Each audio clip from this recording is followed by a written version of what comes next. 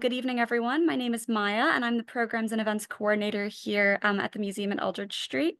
Thank you so much for joining us for this another collaboration between the museum at Eldridge Street and Seward Park Library. We're so excited to be doing this once again. For those of you who haven't visited us before, the museum at Eldridge Street is housed in the historic Eldridge Street Synagogue, which was built in 1887 and was the first grand synagogue purpose-built by Eastern European Jews in the United States. This is a beautiful picture of us, and I don't know if you can spy Scott there down below, so you can get a good scale of the space.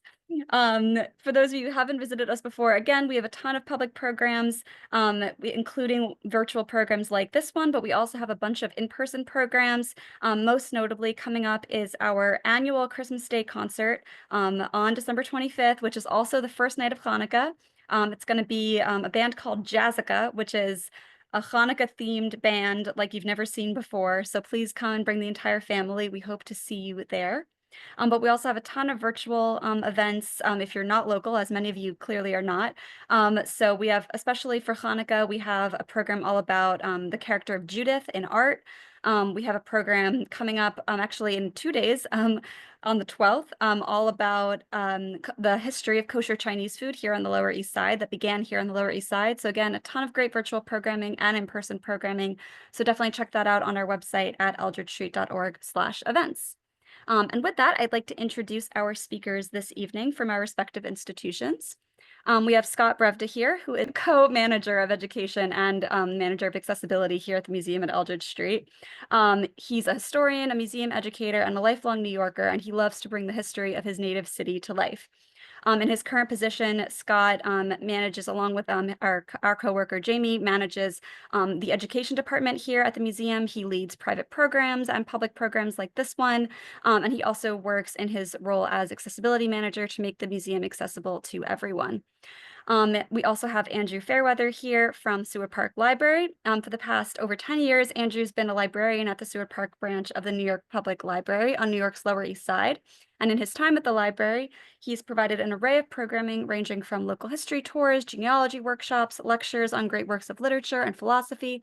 And he enjoys reading, painting, and my favorite line is quiet sports.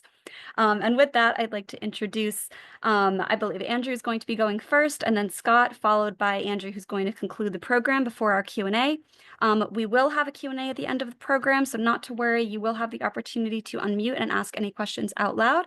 However, in the meantime, I would love for you to just put your questions in the chat as they come to you. I know that sometimes it's hard to remember at the very end of the program, so please put your questions in the chat, and we will get to them at the end. Or you will have the opportunity to raise your hand. And with that, I will have Andrew kick us off. Thank you so much, everybody. Hello, everyone. Thank you so much for joining. As you are aware, we're here to talk about shopping on the Lower East Side, what it was like throughout the ages, and the way we shop has always said something about who we are as people. So today, our shopping experiences are in large part online. We're meeting online, right? Even our groceries can be delivered online. But New York is unique in that despite the challenges that this new landscape of shopping poses, the city still manages to maintain something of a public life. But what did shopping look like in times of yesteryear? Well, as we must begin somewhere, we shall begin with the New York shopper in the New Republic of the late 18th and early 19th century. Activity is limited to the southernmost portion of Manhattan Island, and everything is, for the most part, within walking distance of you. Should you be a business owner, your place of business was usually your own home, as only 2% of city proprietors maintained a separate home from their place of work in the year of 1790. Many facets of your business are rooted in personal relationships and trust, and so too was your shopping experience. Next slide. In the early Republic, you bought your meat and produce at a local public market. In those days, New York City considered food provisions a matter of public responsibility. The Montgomery Charter of 1731 established institutionalized market laws, giving the city government the right to regulate markets. This regulatory stance was codified in 1735 by the Markets Committee, created in order, quote, to ensure healthy, regular, and reasonably priced food supply for New Yorkers, the majority of which, of course, did not grow their own food, and thus could not account for its quality. It's a slight misnomer to call these markets public, for in actual fact, they were private public partnerships. Markets were established by petition. Though granted on public land, markets were funded privately, often by subscription, with the city sometimes providing funding when resources were short. Operation was overseen by a body known as the Markets Council, and regulation was the government's responsibility. This included price controls, public health, consumer protection, and vendor oversight, particularly oversight of butchers, which we will talk about a bit later. Next slide, please. In the Lower East Side, one of the most notable markets was the Catherine Market on Catherine Street, which was petitioned by none other than Colonel Henry Rutgers, a Revolutionary War hero and namesake of Rutgers Street, Rutgers University, and several other prominent inhabitants of the area. Indeed, the Rutgers connection goes deep. The name Catherine itself was a reference to the wife of Captain Herman Rutgers, whose residence was near where Catherine Street connects with the Bowery. Petitions were not just made to establish the market, but to expand the market as well. For instance, fish was sold at Catherine Market beginning 1797, as per a petition by Matthias Wessels for sheds to be built for the purpose of selling fish. In 1799, accommodations were not enough for the market traffic, and thus 35 citizens petitioned for an enlarged market house. A bell was petitioned for the market in 1810, and the market was enlarged again in 1816. So every time the market grew was because of a petition by the citizens. Next slide, please. So imagine this. Food came from the market from areas immediately surrounding Lower Manhattan. The market for food in New York City was so large that though land on Long Island and Staten Island was not really ideal for farming, its proximity to the New York market made it a very tempting investment. In 1780, Manhattan had over 130 farms from the Bowery to Harlem. That's just Manhattan Island alone. And they ranged in size from 1 acre to 300. Farm to table back then was not a slogan, but a necessity due to the proximity of farms to the point of sale. And because of this, very little middlemen were required. Catherine Market in particular became known for its fresh fish from the East River. One seller named Jacob van Alst was a fixture of fish sellers.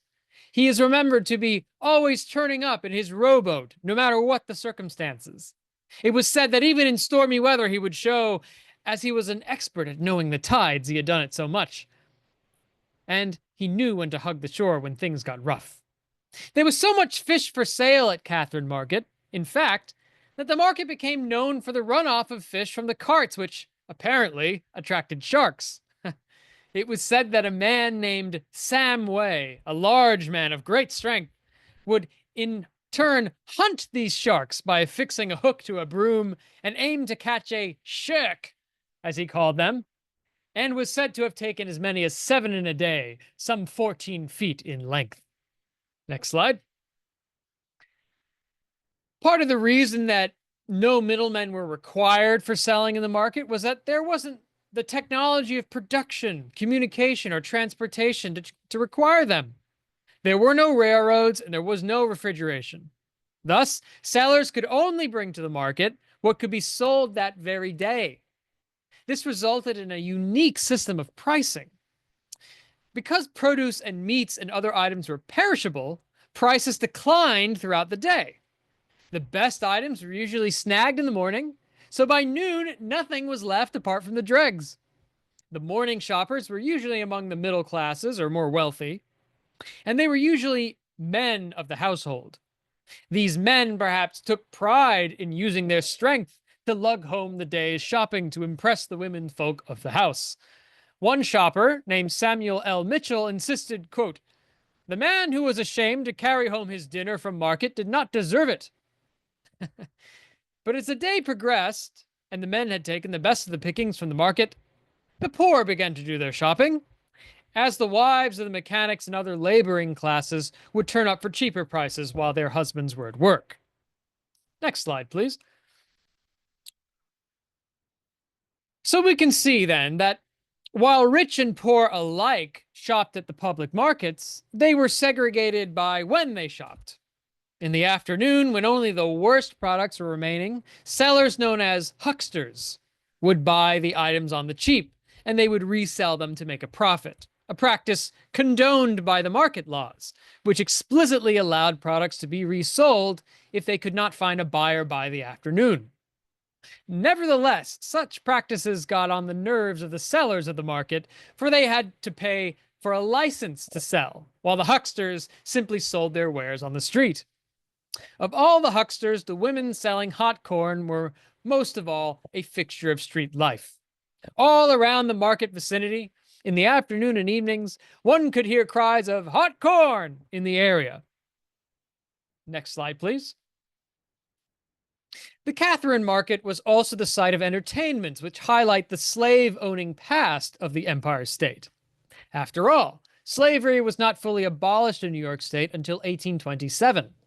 Before then, Long Island slaves on the weekend leave from their master's plantation, introduced black public dancing into New York City. Dance contests held to the tune of beatings of hands on legs, noise of their heels, were held to raise a little extra money, or for the free provision of eels. They were eventually joined by the New Jersey slaves bringing their own slave owners' produce. As these events became more and more popular with the marketing public, increasing the size and reputation of these contests, even free blacks began to participate in these contests as well. It is said that the judges of these contests were the market butchers. Next slide. Now, the butcher was one of the most coveted spots within the market, as the stalls were limited and the city would only grant a certain amount of licenses to sell meat. The profession of butcher could be a legacy occupation. So in one case, the Varian family, they're a case in point. Isaac Varian became a butcher in the Old Slip Market in 1720, while New York was still a colony. And his son, the junior Isaac, joined the profession in the Fly Market in 1750, still before the Republic. Richard Varian entered the trade in 1770. George Washington Varian occupied a stand in 1828 in the Catherine Market, with his son Joshua Varian joining him later on in life. So we have a family for over 100 years operating as butchers within these public markets. It's pretty fascinating. Before the New York Police Department had been professionalized along the lines of the London metropolitan model, butchers were often in charge of the enforcement of rules and law within the market. In one incident, when a man was caught stealing, he was given the choice of being sent to jail or else run 3 laps around the market while the butchers kicked and cuffed him. So it wasn't exactly a professional force of justice, these butchers. Next slide, please. Now, at its peak, Catherine Market controlled an entire fourth of New York's meat trade. And, as alluded to earlier, Catherine Market had a reputation for being the best destination for fish of any kind in the United States. Perhaps it is for this reason that Catherine Street had gas lighting installed in 1817, a feature only found on 4 other streets at this time, which you might have guessed included the Bowery. So too did a number of dry goods shops pop up around what was becoming a commercial center of New York City. An account by one John Slater, a brief snapshot entitled A Peep into Catherine Street, or The Mysteries of Shopping, gives us an interesting look into the world of retailing on Catherine Street in those days. Primarily a seller of cloth, Slater, in his own colorful language and with a touch of hyperbole, mentions that on Catherine Street one could find a diverse array of shoppers, including African Americans, Arabs, Mexicans, Europeans, Greeks, Jews, even Eskimos, whatever he meant by that, apparently all shopping on the same street. The diversity of peoples reflected the diversity of goods one could find on Catherine Street, which Slater insists was a marvel to behold. Next slide, please. Yet the details of Slater's day-to-day as a seller on Catherine Street are one which tells a gruesome tale. For Slater, retailing was, quote, the most abject calling that a free man was ever induced to follow. Without recompense or absolution, it denies the power of conscience, perverts all notions of justice, depraves the mind, ruins the disposition, corrodes the heart, and swallows up in its insatiable vortex every attribute and characteristic of man. Every sense and feeling acknowledged or regarded as the elements of humanity, its degrading influences admitted into the heart without resistance, and its excitement of the baser passions of avarice and revenge, cherished as the only consolidation amid the dismal wreck of whatever is conducive to happiness in the world at large. End quote. He should have been a writer. I guess he was. Next slide, please. The reader, of course, gets the sense that Slater speaks with a sense of humor. Patience, says Slater, was the primary virtue of the retailer. A shopkeeper without patience, says Slater, is a day without sun, a river whose spring and source is dried away, a wheel without an axle, a body without a soul, he writes. According to Slater, it was common for a shopper, particularly female shoppers, with their numerous accoutrements, to leave their handbag, parasol, parcels, muff, and infant child on the counter while she shopped. And the worst of customers would do the same, though with butter, gingerbread, candy, or soiled vegetables. The shopkeeper had no redress, our author says, but to keep his tongue in his cheek and chide with thinking. Customers were frequently inexact in their demands, and required long interviews to reveal the specifics of what they wanted. Next slide, please. Slater was not one to hold back his thoughts due to concerns for political correctness. He tells us of a group of Irish customers who entered his store insisting on the best black cloth for a new coat. Once the customer had rejected all cloth of actual true quality, Slater then suggested an inferior cloth at a much inflated price, which the customer then seized upon. He insists that such a transaction reflected, quote, an Irishman's idea of value of any article of merchandise is suggested by the price demanded alone, end quote. Now, the Dutchman's tactic was different. He would enter the store, adjust his pipe without looking at the seller, observe and fondle some cloth while reciting a long list of goods he was after. If a single item is missing, he would make for the door, while the seller tried to lure him back with baited lower prices. Though to no usual avail, he admits. Now, women, rather than mention articles, which a store does not carry, instead asks that the seller produce all they do carry. And if in the process the seller ever tried to privilege the quality of one piece of cloth over the other, they would leave the store and cry, "Ol tolol," if they said anything at all. Next slide. But these days of old could not last forever. It would not be long before the attitudes of laissez-faire and free banking era towards the liberalization of the economy, which did not favor the construction of public markets, which were really the center of these retail districts. There was a growing distrust of monopolistic privileges, with an attendant embrace of open entry and free competition. You see, Jacksonian New York City was becoming more democratized. In 1826, universal white male suffrage was granted, and the community councils were thus no longer dominated by property-qualified men.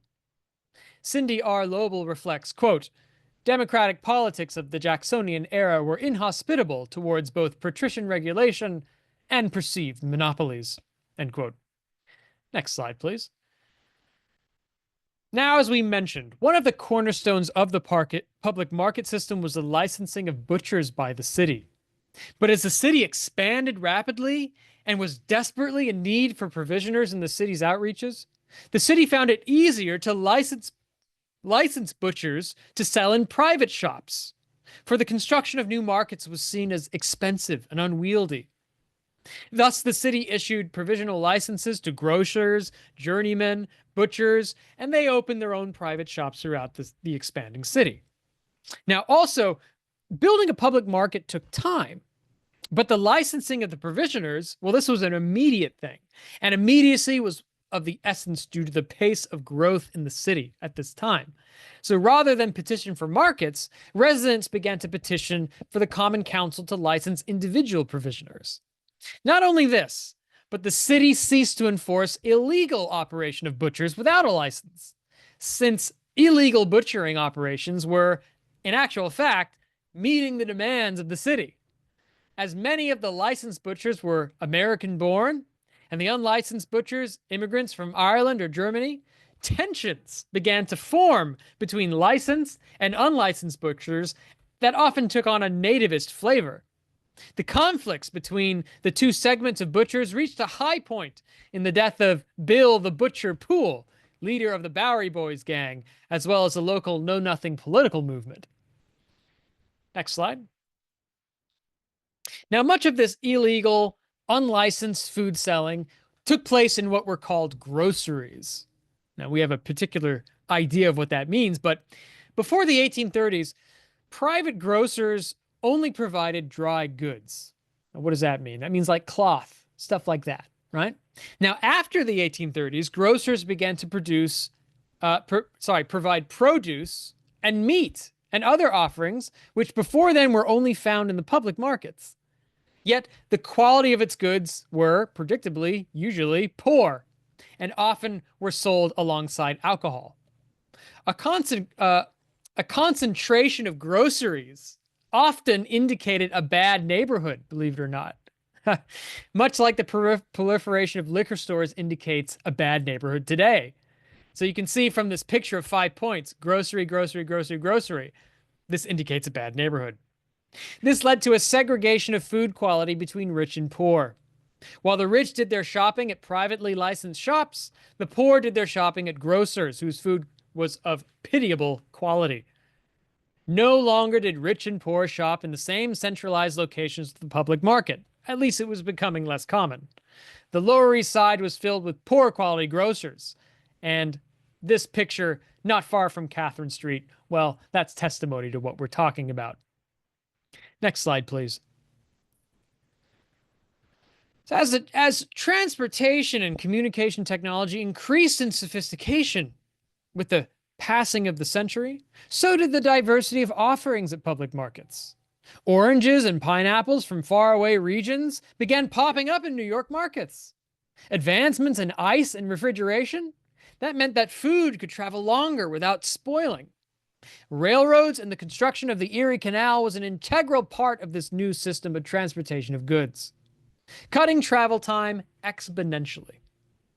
But greater distance traveled meant that the food at public markets no longer came locally. It was no longer from surrounding farms, which were increasingly giving way to urban expansion, as you might have guessed. Furthermore, the employment of middlemen to oversee transportation, well, you got to pay them. So this raised the price of food considerably, especially since many middlemen redefined the term huckster, which we saw earlier in this presentation, not as a corn seller, but as a speculator who held on to goods until an opportune time to sale arose, thus increasing the prices even higher. By the 1850s, the customer for the public market was less likely to be an individual as a hotel or restaurateur buying wholesale. Next slide, please. So both the city expansion as well as the industry of restaurants, hotels, and other establishments of hospitality on the scale of the antebellum years would not have been possible without industrialization. Due to the new methods of transportation like omnibuses and street railroads, residences constructed to meet the booming population were now less likely to be located near places of work. One was also less likely to conduct professional business from the home. Rather, the daily commute became a common part of most people's working lives. And thus food, namely midday lunch, was more often eaten outside the home. Now, in these new restaurants, which catered to the work crowd, patrons ate as quickly as possible, quote, with a strange, savage earnestness, and in silence, as one observer put it. Another diner recalled that watching others eat was like watching an assembly line at work, an observation which meshes nicely with the new pace of life caused by industrialization. These short-order restaurants, as they were called, were the equivalent of today's fast food. Quick dining reflected the increased pace of the metropolis. Next slide, please. So most downtown in the Lower East Side ate at sixpenny eating houses, so called because the main dishes cost 6 pence. These restaurants like Sweeney's, Johnson's, Dunlap's, and Sweet's catered to an all-male clientele of Manhattan's commercial districts. One of the eateries of note was the Oyster Cellar, which served a similar function to today's pizza parlors. You know, you see those dollar pizzas, or I guess they're $2 now. Canal Street near the Bowery had the greatest concentration of oyster cellars at this time. During the hours of operation, a red and white striped balloon would be lit outside the establishment. Prices usually followed what was called the Canal Street Plan, which dictated that for a few cents, one could eat whatever one wanted. While some oyster cellars were respectable, many had a seedy reputation and had prostitution available on the upper floors of the building. Next slide. As professional life now more often took place almost exclusively in male commercial districts away from the home itself, while in years past it served as an intersection of domestic and professional life, it became solely domestic, or as Lobel puts it, quote, less of a productive space and more of a reproductive one. Popular culture began to celebrate the home as a place of refuge and hospitality. Increasingly, these goods were not found on Catherine Street, but in the new places of commerce, such as A.T. Stewart's Marble Palace, whose structure still stands today. Even John Slater, retailer on Catherine Street, could not deny the changes in shopping habits, noting that things were not in the favor of individual enterprise. He reflects, quote, commerce consults her widest interests in the establishments of Board of Trade, Chambers and Change. Banks control money more profitably than solitary capitalists. Manufactories vastly augment the influence of the mechanic. Next slide, please. Whatever the undertaking, or however important or desirable the result, experience is daily proving that the greatest successes are always accomplished by combinations of power under the influence of rules deduced from nature and objects of the project, reflects R. John Slater. The larger the store, the more profitable the business. No small business could compete with the systematizing power of a form which divided its labor into exclusive departments of buying, selling, management. For one man alone cannot do well what many men who work in speciality are able to accomplish. Not to mention that an individual, even with good credit, has limited credit. The shopper, too, prefers a larger store then, for there are more things to choose from, and more in stock, and more to buy on credit. Quote, every day brings evidence of its necessity in the failure and extinguishment of small establishments for want of patronage, and the increasing success of the larger ones in profitable operation. End quote. Next slide. The fact of the matter was that the speeding up of production, which industrialization made possible, caused a further crisis in overproduction of inventory. This necessitated better organization of purchasing that would allow for the offloading of inventory to retailers at a speed and scale heretofore impossible.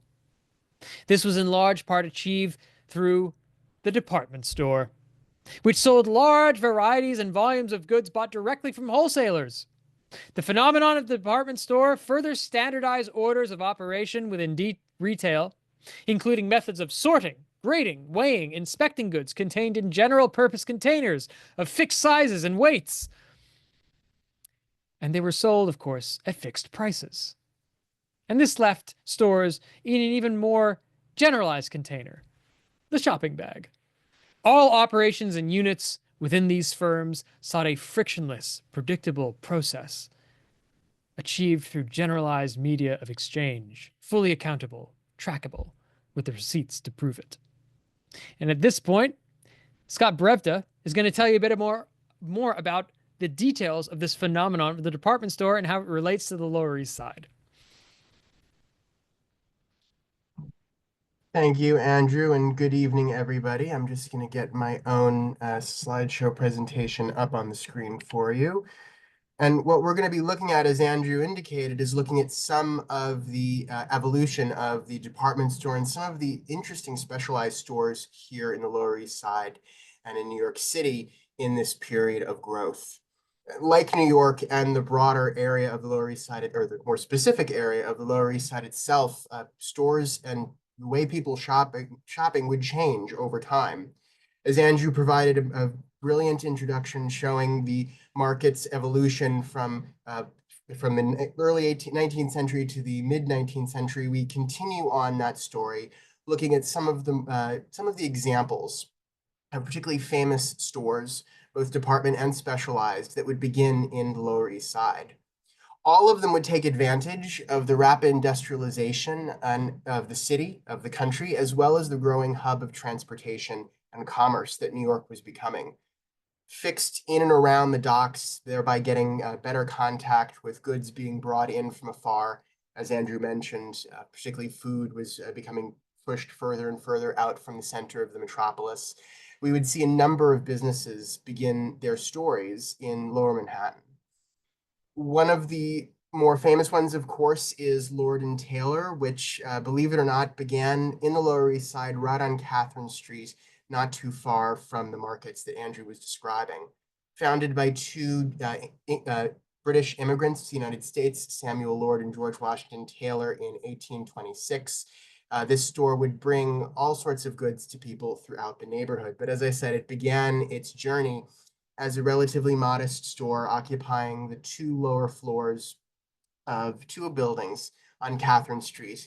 This image you can see from the 1850s, courtesy of the Museum of the City of New York, shows their early days when they were providing clothing and other goods to wealthy patrons who would make their way down to the Lower East Side. Another example, although this one is a little bit removed from the neighborhood, is of course Macy's. Macy's department store began with its founder, Roland Macy Sr., in the 1850s.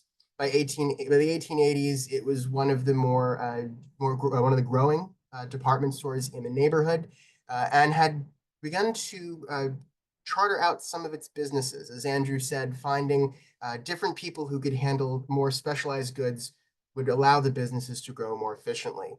Their crockery, for example, was being handled by Abraham and Strauss.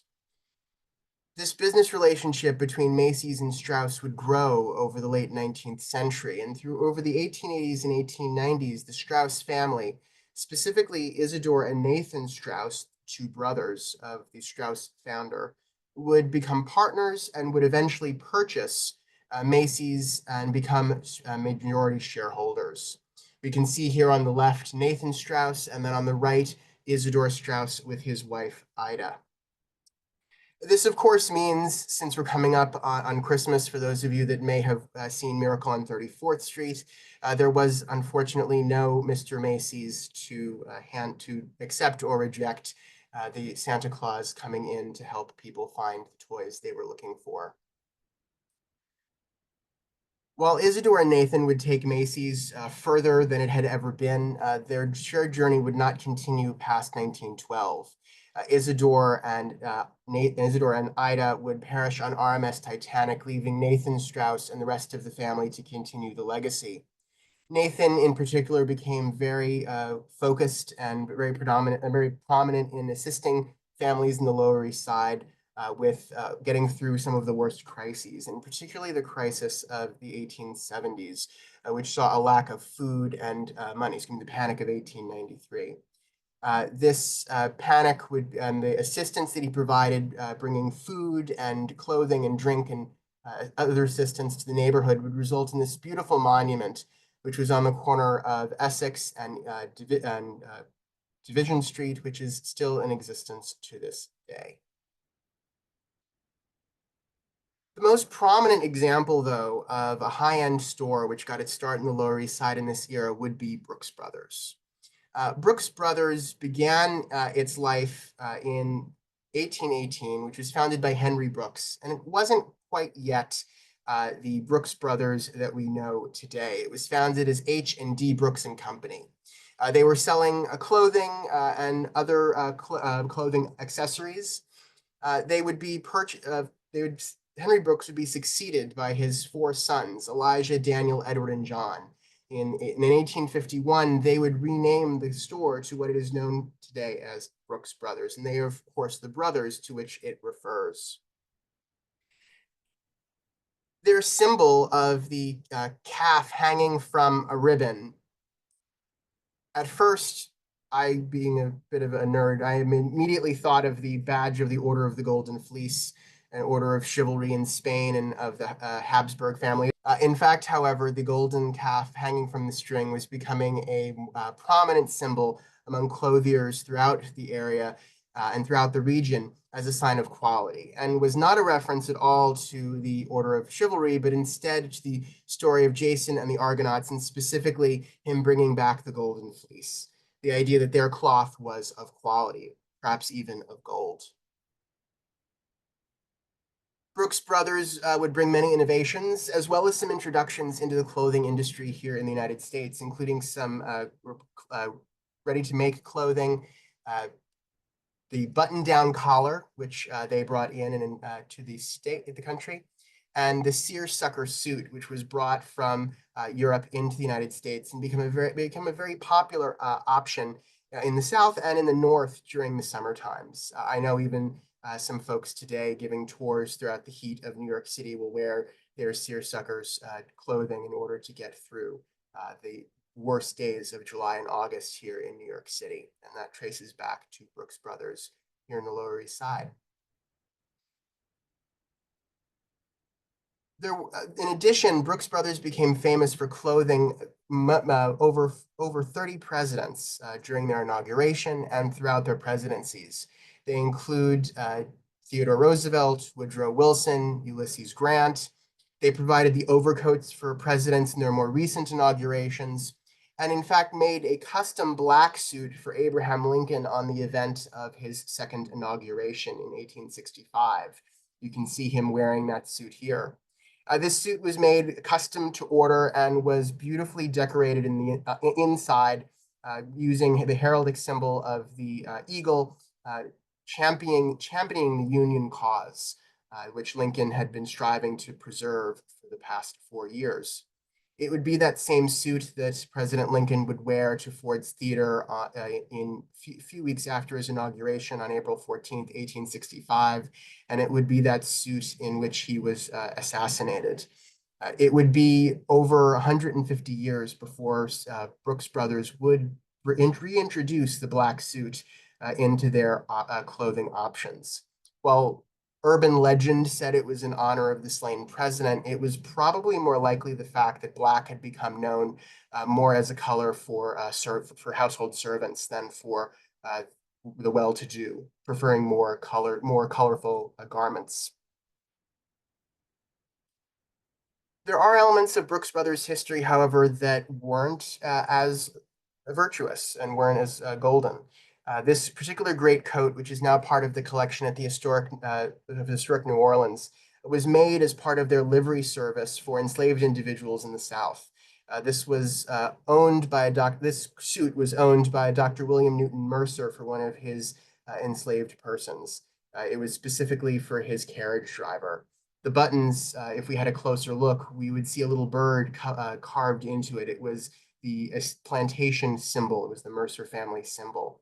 This was a rather big business that Brooks Brothers would have in the antebellum South, providing these uniforms to plantations across the region. During the Civil War, being in the North, Brooks Brothers would end up supporting the Union cause through the creation of uniforms for the Union Army, the blue tunics that you can see here. In the early days of the war, the conflict coming on so quickly, they were commissioned to provide uniforms to an entire regiment of New York volunteers being mustered in 1861 to go south to fight the war. Brooks Brothers, not having the cloth needed to make these uniforms as specified, instead cobbled together what they could, including random scraps, and found any way they could to affix them. These put together suits did not last past the first bout of rain. The glue holding the fabric together quickly dissolved and the uniforms came apart into many pieces. The state of New York would have to spend a lot of time and money getting new uniforms for their soldiers.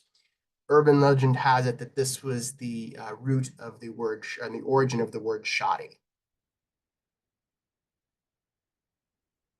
Perhaps the most famous event to hit Brooks Brothers would also happen during the Civil War. In 1863, in the aftermath of the Battle of Gettysburg, several days of riots would sweep through the Lower East Side and throughout New York.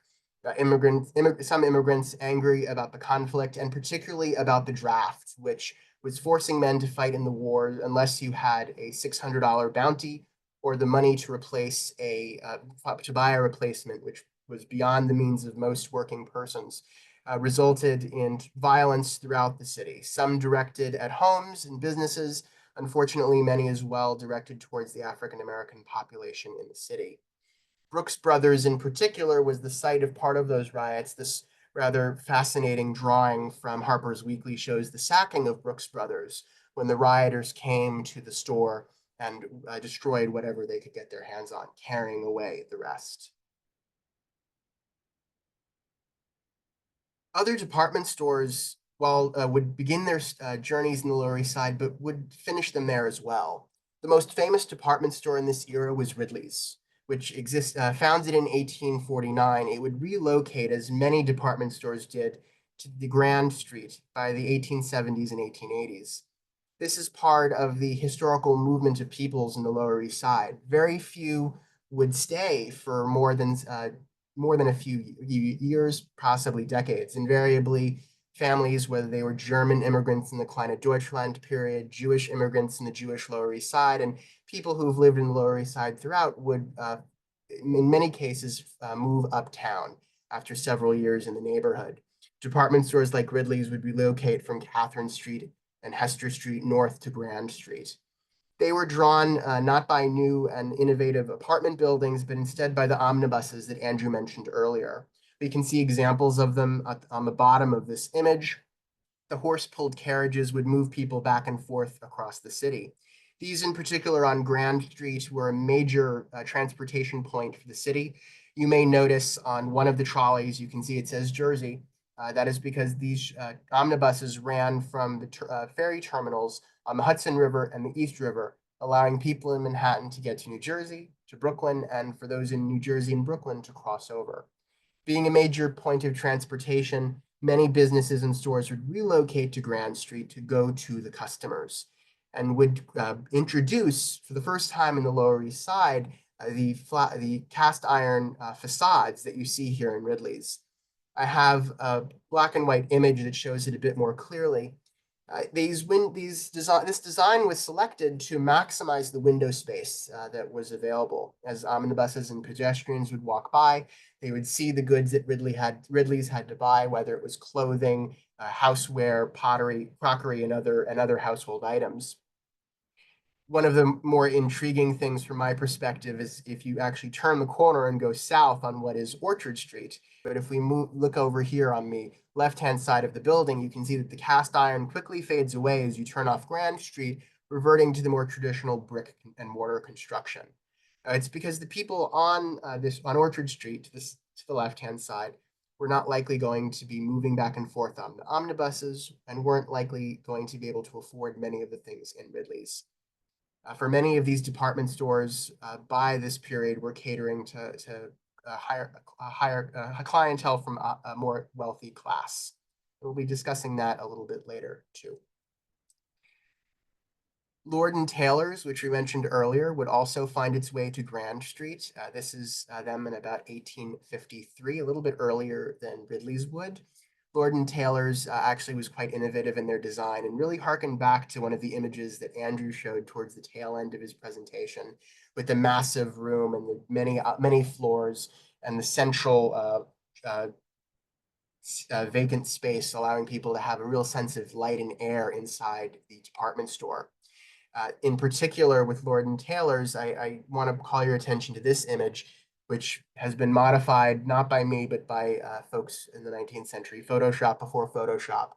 But you can see on the very top where it says Lord by itself, it's put onto a lovely glass dome that would have brought light cascading down into the 3 floors of the business. This was This was Lord & Taylor taking another step up in its journey.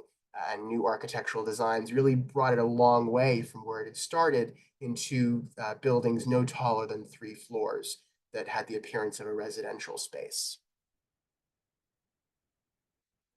As I mentioned, however, many of the people in and around these department stores weren't going to be purchasing items from them.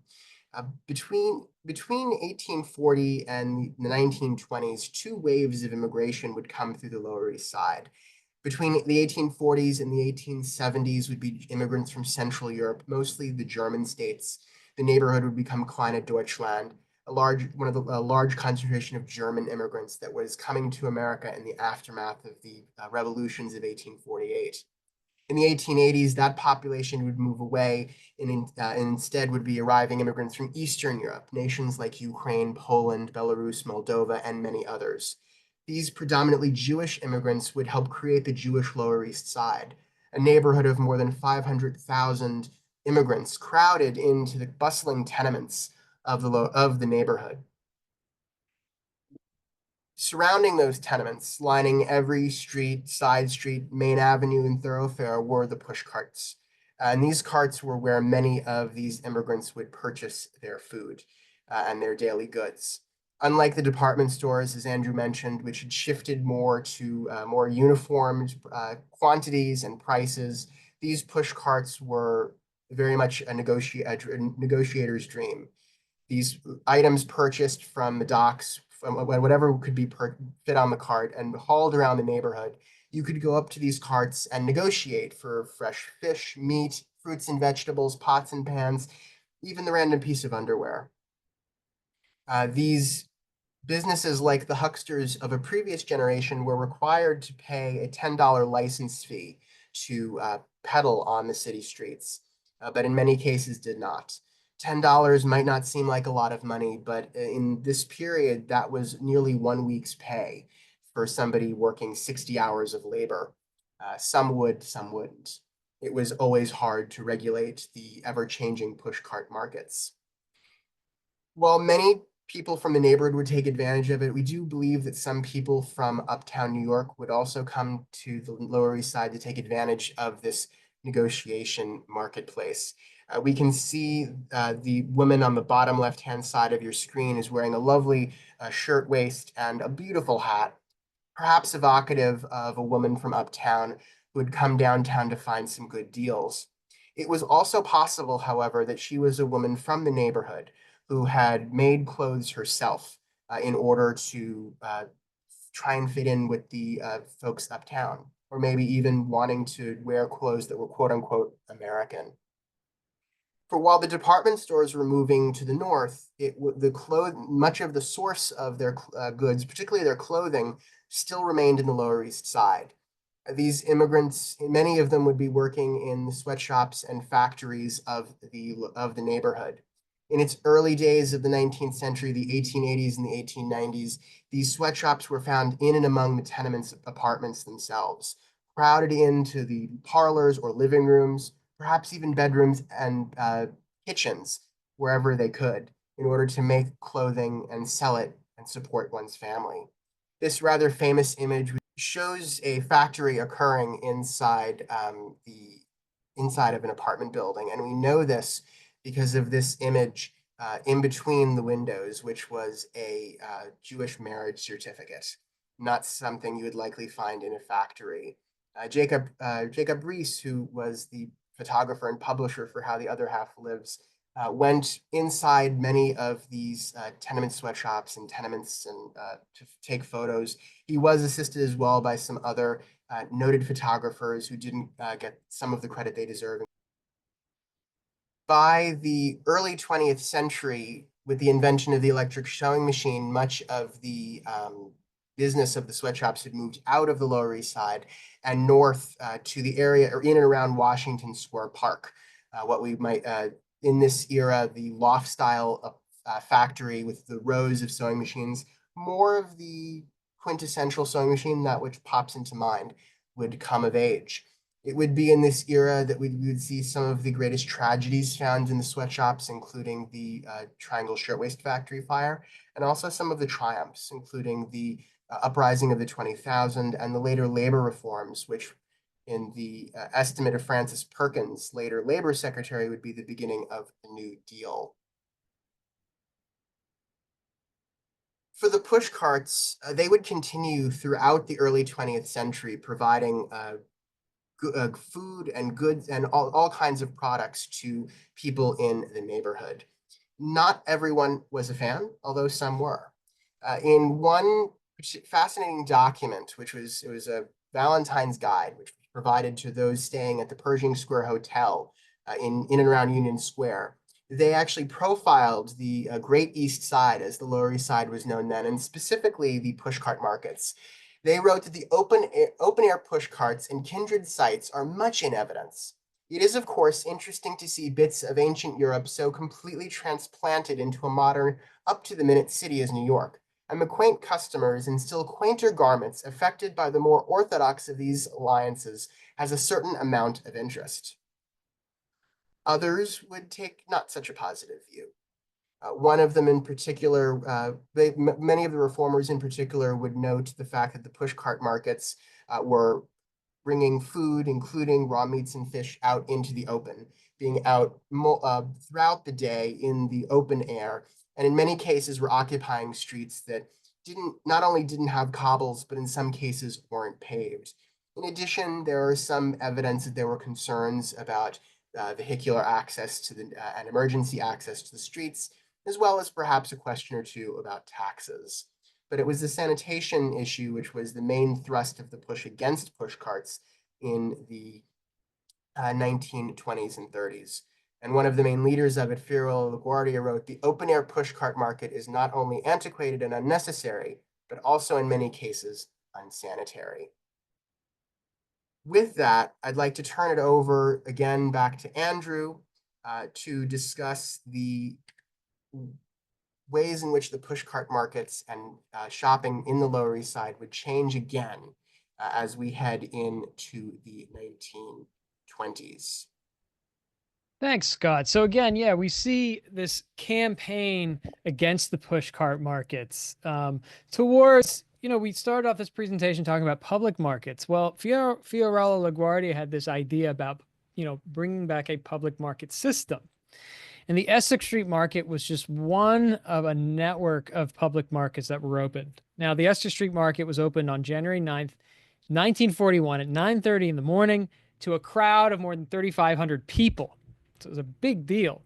The market at that point cost $525,000, which that's 1940s money, not today's money. And the New York Times described the building as a modernist structure with up-to-date minute layout of rose-colored brick walls and shiny steel. If you've seen the building now, it looks a bit run down. Maybe it was like gleaming at one point. But anyway, inside the market itself, the former pushcart peddlers, well, they were invited to pay the city $4.25 a week for a 6.5 by 7-foot stall.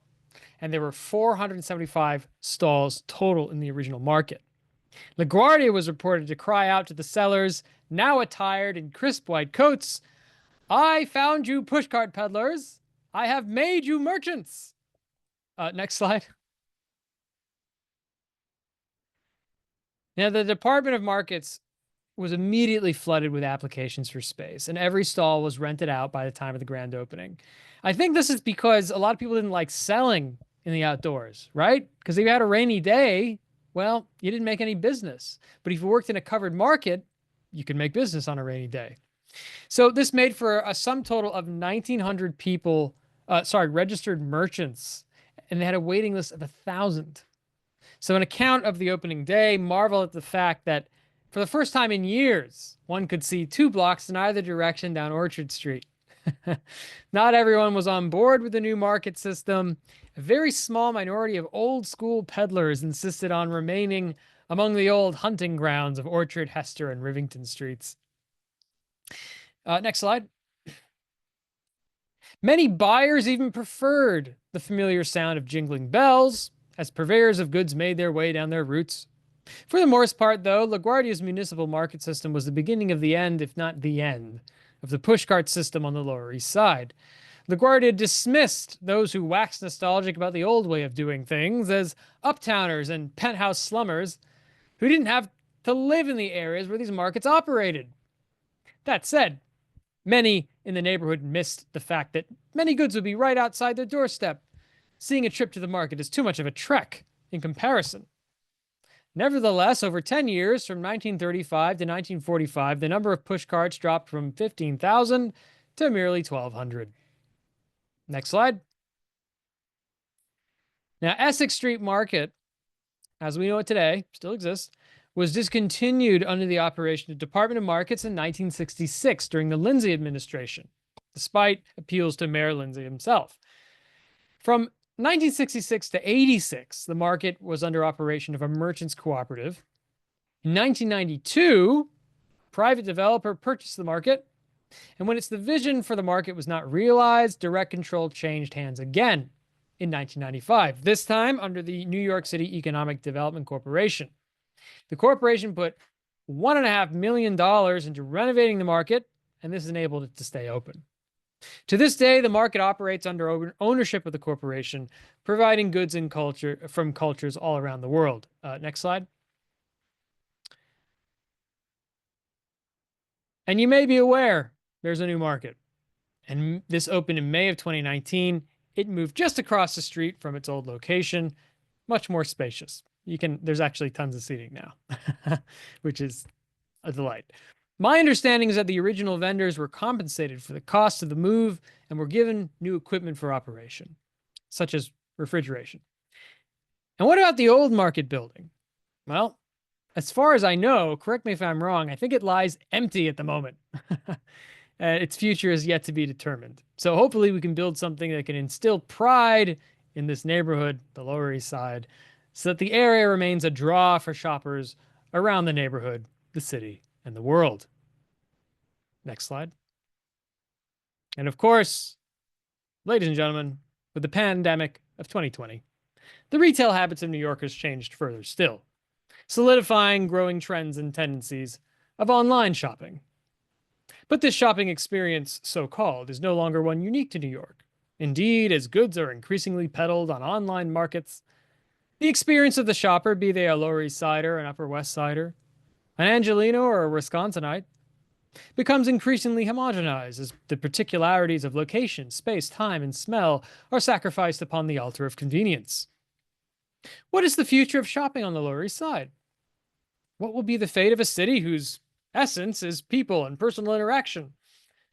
The future holds many changes, no doubt, some expected, and some which are beyond our wildest dreams, or, depending on your perspective, our most terrifying nightmares. The good comes with the bad. The only constant is change, really. But this concludes my presentation. So thank you very much. Thank you so much, Andrew. And we're going to open the floor now to our Q&A section. All right, I'm going to start with some questions that we've had in the chat throughout the presentation, and then we will open the floor to folks if you want to unmute and raise your hand. We have a question on what changes to the shopping experience occurred during right after the Revolution, when New York became part of the US rather than a British colony. Do you have any information about that? It's a little farther back than we're going today. Well, you know, it is and it isn't, and it's a very good question. I'm sure there were some changes. The thing that I highlight, though, is the market laws that the New Republic operated under were actually created prior to the revolution in the 1730s. So that's an interesting fact about the operation of public markets immediately after the revolution. You know, I'm sure there were some changes, especially in who the governing councils were responsible to, perhaps. But I'm not sure about the specifics of those changes. At least the literature didn't reveal to me any glaring changes. I I would add to it. I think that part of the interesting fact, and one of the interesting reasons why there's such a concentration of information in the early 19th century onward, is that there was something of a tabula rasa in parts of New York City during the Revolution. There was that Great Fire in 1776, which wiped out whole tracts of the city, more to the west and south, a little bit less to the east. But still, many of the businesses that had been there before the revolution, of course, are burned, and so there's a lot of new things happening. The new government is taking over from what had been a British occupation, from the Battle of New York and the Battle of Brooklyn through to evacuation day in the 1780s. So they're really starting in some ways, both legally and physically, with a clean slate. So there would have been inevitably some carryover, but it was really also a bit of a new starting point. Amazing. And I'm going to combine two questions here because I think they're related. And I know you did, Andrew, put a link to this in the chat, but I think it'd be good to reiterate. Where is Catherine Street, the former market, located today? And was Catherine Street the first market of its kind in the city, and why was that location chosen? That's an excellent question. Catherine Street still exists. It's on the far east side by the East River in an area now known as Two Bridges. You've got like Knickerbocker Village development on one end, and then you've got like this public area with public housing on the other end. You wouldn't really know it as a commercial district today. In fact, I'd say, just residential. No one goes there to shop, really, at least not from around the city, right? So you wouldn't really know it. I put a link in the chat that is about, I'll repost it. The historical markers here, Catherine Street Mall is what they call it now. And they put up a little sign with a historical marker commemorating the market. Now, the Catherine Market was not the first of its kind. In fact, it was a part of a public market system that predated it for decades. Catherine Market wasn't one of the last markets, but it wasn't one of the first either. I think why it was chosen, well, the practical answer is it was chosen because that's where the citizens petitioned it to be built. Now, the reason why the citizens felt that that would be a good location of all places for the market, I really couldn't say. I would have to dig deeper into some primary sources, look at the petition itself. But yeah, now that it was a part, I think some of the earlier markets were called the Fly Market. That's a really, really old one. Fly, FLY Market. It sounds disgusting because you don't want flies on your food, but apparently fly is like a Anglicization of a certain Dutch word or something like that. Don't quote me on that. But anyway, so there are markets that came well before Catherine. I would just again add that to completely agreeing with Andrew that really now in that region it would be more sort of the division in sort of East Broadway, Henry Streets that were really more of the shopping areas in that region, and just south of the Manhattan Bridge and the Two Bridges area. But I would add a family connection, which is that my grandparents in the mid 20th century actually had a liquor store on East Broadway right on Catherine. So there was still a little shopping, not as much, and it's still a liquor store, not with the family. Third hand owners now. Samoa Liquor Store. I've visited a couple times. We have another question, which I think is very interesting, and I do personally know one fun fact about this, which I will say. But there was a question about were there escalators, elevators in the department stores, or did customers just walk up and down stairs? And I do know that the first commercial elevator was in the late 1850s at a department store in Soho. I forgot which department store, but and I also know that that wooden escalator in Macy's is still the original in that building. But do you guys know anything else about that fact? I just put a link. It's the Evie Howat building Okay, cool, cool, in cool. Soho. So there's the link there. That was the first elevator in the first passenger elevator built by the Otis Corporation. But I mean, to your question, I'm sure before then, yeah, people just had to walk the stairs. Uh, and further to your point, I'm sure just because Evie Howat had a passenger elevator doesn't mean all the department stores did. So I'm sure people were climbing stairs for a while, you know? The, there's actually a great story from elevators when they're first being installed, just to speak to how novel it was that when they're building, there was one of the first skyscrapers in New York City. It was 11 floors. They put in an elevator, and the first person to take the elevator up to the top floor, as he's walking out, knocks on the door frame and asks if God is in. So just such a novel thing that they couldn't believe it. I mean, even to this day, when it comes to things like, an escalator, there are a lot of countries in the world that don't have a single escalator. So, it's a lot of people are much more stair happy than we are here in New York. Um, we have a question asking Scott if you can repeat when pushcarts were still very much active and the transition to them no longer being a part of the landscape on the Lower East Side.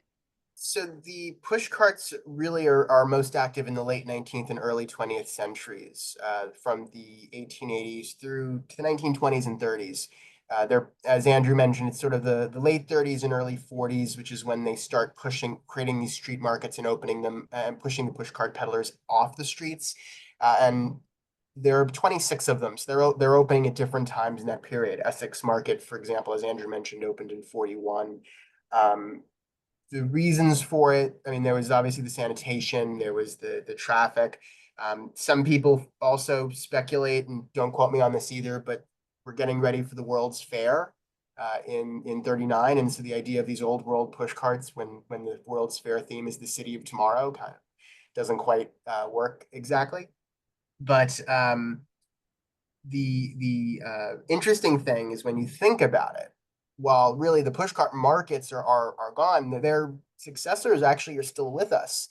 You could count food trucks, you could count the fruit stands on the side streets, and even if you go around Manhattan and you see that, or even in my neighborhood in Queens, the folks with the tables selling the tchotchkes and other things, cell phone cases, cell phone chargers, right on the street corner. In some ways, they're the 21st century pushcart peddler. They're bringing wares and they're selling it to people. They don't have to pay rent. They're mobile. They can go to the business. There is still something of the push carts, not in the same way, of course, but there is still something of them left. And we have some memories coming in, one including a gentleman who has, let's see, whose grandfather had a newsstand in the 60s on Broadway in Houston. And he asked if there's any way to see pictures of that corner back then. And I just wanted to kind of bring in the museum's actually current exhibition. There aren't a lot of ways to see a lot of historic photos from the 60s, 70s. Although, Andrew, you might have some references at the library that folks like John here can look at for photos. But we actually have at the museum a exhibition of photos, never before seen photos from the 1970s of the Lower East Side. So I'm not saying that this, your grandfather's newsstand is in those photos necessarily, but if anyone is interested in those kinds of historic photos, mid-century, late photos, we do have a new exhibition at the museum. But Andrew, is there any database of photos that folks can access at the library? There's two things I can show you that are a lot of fun to use. They unfortunately fall shy of the 1960s. So the two things I'm going to show you, this one is called the tax photos map. So you can click on, in the 40s and 80s. So these are your periods. In 1940, 1980, New York City took pictures of every single property of New York City in order to assess their value. So you can at least possibly see the structure of what it looked like. I'm not sure if it's going to be actually be your your grandfather's building. The other is the NYPL's oldnewyorkcity.org. This is another kind of street view type tool where you can click on street corners laid out by red dots, and you can see multiple pictures of the streets. Unfortunately, none of these really go to the 60s, 60s, 70s. We have 40s, we have 80s, and then we have previous to the 1940s. So, I mean, there are various digital collections, such as the Museum of City of New York's collection, that you could browse. Sometimes there's images from that time period then. Howard Schickler in the chat says there's a Facebook group called Lower East Side where both present day residents and old folks like me share memories. These groups are great. Yeah, you see a lot of great old photos there. Thanks for that, Howard. Amazing. And we have another question about going back to produce and transporting them, whether it's for pushcarts or for our brick and mortar locations. How did a shop owner transport wholesale produce such as potatoes from the Wallabout Market to their shop? With a cart, I would presume, or yeah, it would have been on with a the, cart. Yeah, they would hire cartmen. Cartmen would put the wholesale produce into the cart. If they were traveling long distances, they would probably have an ice block in there. And yeah, they would deliver it to whatever hotel or restaurant made the order. Yeah. And Scott, you also mentioned or you showed a photo including runners, right? I think that was Andrew. I had the omnibuses. Oh, yes. Okay. Mhm. You have a famous photo you show in so many of your presentations of this tiny little boy So look in the crowd. okay, no, the one that I didn't focus on that one, but it's of the street view where I focus on the woman in the shirtwaist, and there is one of the other figures in that image is of a young boy who's got this whole bunch of cloth over his shoulder, and he's what would have been known as a schlepper, coming from the Yiddish word to schlep. And so he and many of the young boys would have found work running from things from one building to the next cloth factory, and I'm sure you would have had somebody running food from one to the next. Not quite home delivery. This wasn't like Fresh Direct before Fresh Direct, but you probably would have had some food being run from one market to another or from store to store. And I think this will be a good time if anyone would like to unmute themselves and ask any questions out loud. I have just allowed folks to unmute. So if you'd like to raise your hand, we're happy to call on you. If you'd like to unmute and ask a question or share a memory of anything that Scott and Andrew's been saying, that would be wonderful. Or you're welcome to continue to put your questions in the chat, and we're happy to read them for the last couple minutes of the program. Would anyone like to raise their hand? I think while we're waiting to see if anyone does have any questions, Andrew, do you want to talk a little bit about what's coming up here at the end of the year at the library? Yeah, absolutely. I think the thing I'm most excited about, it's not the end of the year. If anybody is interested in philosophy, I am leading a discussion of a 10-part series on Plato's Republic. That begins in January of next year, January 30th of next year, and it'll be a weekly series, 10 parts, so 10 weeks. There's 10 books of the Republic. Every week focuses on one book. My classics heart sings for that. Thank you. Very good. That sounds amazing. And yeah, I mean, Museum at Eldridge Street, we're just gearing up for Hanukkah times. So again, if you want to check out what we have to offer, you can head to eldridgestreet.org/events, and you can see all the Zoom and in-person programs we have going on. We also have a ton of programs up through springtime up as well. Not all of them yet, but many are, including our walking tours. We have a ton of walking tours. So feel free to check that out if you're interested. If there are no one who'd like to ask a question out loud, let's see, is anyone else in the chat? Just some thank yous in the chat, which is, I want to reiterate, thank you both so much. Thank you, Andrew. Thank you, Scott. We love this collaboration. I think this is our third or fourth now. 4th? Yeah, third or fourth. I forget. I think it might be I think it might be our 4th now. And obviously we'll keep them coming for all of you. It's always so lovely to have kind of a mixed group of regulars from both the library and from Eldridge Street. I hope that we all continue to go to each other's programming as well. So definitely our folks check out what Seward Park's got going on, and Seward Park folks check out what we've got going on. If you're local, we're both so close to each other. So definitely we want to cross-pollinate the love here. Um, John asks what what both of our websites are. Andrew, do you want to share Seward Park's website in the chat? Oh, sure. I mean, we just generally NYPL.org. If you Google Seward Park Library, you'll find the Seward Park Library page there. But NYPL.org, everything you can find is there. Perfect. And we are eldridgestreet.org. That's all spelled out. And I want to wish everybody a very happy holidays. Whatever you're celebrating, we hope that it's a relaxing time for you and your family. If you are not doing anything on Christmas Day, please consider coming down to Eldridge Street for our annual winter concert. We'll be lighting also a bunch of historic menorahs from our collection, which will be really exciting since it is the first night of Hanukkah as well. And Happy New Year if we don't see you before then. Thank you so much, everyone, and have a great evening. Bye, everyone. Bye-bye. Everyone, good night.